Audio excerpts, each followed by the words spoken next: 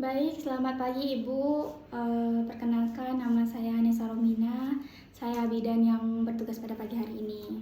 Oke, dengan Ibu Ria ya, usia 24 tahun dan ingin melangsungkan pernikahan 3 bulan ke depan ya. Dan ingin segera punya anak setelah menikah. Oke, kita juga sudah melakukan pemeriksaan fisik kepada Ibu. Semuanya dalam batas normal kecuali HB Ibu nih yang agak rendah, yakni 11. Jadi HB normalnya itu 12 Ibu. PR Ibu kedepannya banyak mengonsumsi zat besi ya. Zat besi, contoh makanannya zat besi itu sayur bayam. Terus nanti juga diminum tablet tambah darahnya ya. Karena kan Ibu ingin berencana hamil segera kan setelah menikah. Nah, HB itu tidak boleh rendah kalau untuk Ibu hamil ya. Oke, selanjutnya tadi Ibu ingin melakukan TT ke-4 ya. Karena Ibu sudah mendapatkan TT ke-3 sebelumnya dan ingin melakukan imunisasi TT ke-4. Nah, sebelumnya Ibu udah tahu nggak apa itu imunisasi TT?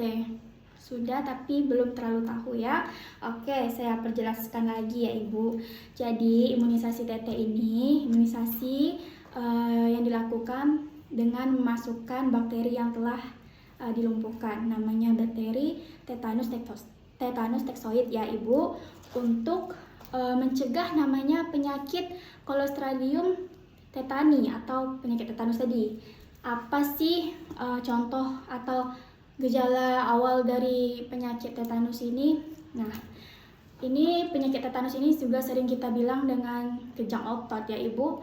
Jadi ciri-cirinya otot kita kayak kejang, lumpuh, terus otot leher juga kayak kaku, terus otot di sekitar bibir juga kaku atau bibir kita seperti menyeringai, terus sulit menelan, otot kaku pada perut. Ciri-cirinya seperti itu ya Ibu. Terus faktor resikonya apa? Nah, faktor resikonya nih, misalnya Ibu punya luka yang terbuka.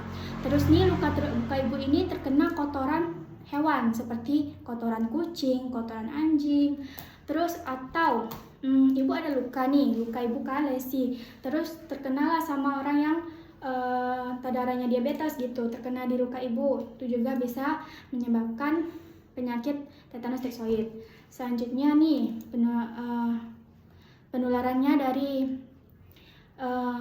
alat atau peralatan pertolongan persalinan yang tidak steril. Misalnya dalam proses pemotongan tali pusat nih. Nah, alat yang digunakan misalnya tidak steril nih saat memotong. Kita takutnya si adiknya terkena penyakit tetanus karena si ibunya belum pernah divaksinasi. Gitu ya Ibu. Atau Ibu terkena luka kayak paku berkarat atau kena seng yang berkarat, itu juga dapat menyebabkan yang namanya penyakit tetanus.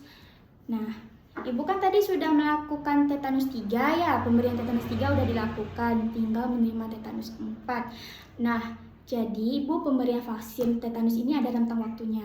Karena Ibu udah melakukan vaksinasi tetanus ke-3 dan ingin melakukan vaksinasi tetanus ke-4, berarti nanti setelah Ibu menerima suntikan tetanus ke-4,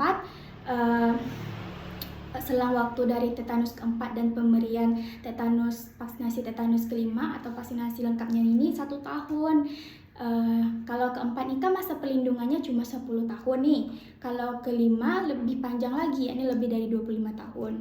Nah, setelah dilakukan imunisasi ke-4, nanti saya akan memberikan kartu vaksinasi ya Ibu sebagai tanda bahwa Ibu sudah melakukan vaksinasi ke-4 dan sebagai pengingat juga bahwa 1 tahun ke depan nanti Ibu harus melakukan vaksinasi tetanus ke-5 biar lengkap, biar masa perlindungannya juga lebih lama ya. Oke. Jadi Ibu nanti misalnya nih udah divaksinasi kan, Ibu merasa kayak meriang ataupun demam, itu wajar ya karena itu efek samping dari pemberian imunisasi TT. Biasanya demamnya atau meriangnya cuma 1-2 hari, Ibu nggak perlu khawatir atau nggak perlu ada pengobatan karena dia akan sembuh sendiri. Dari yang saya sampaikan, apakah Ibu sudah mengerti?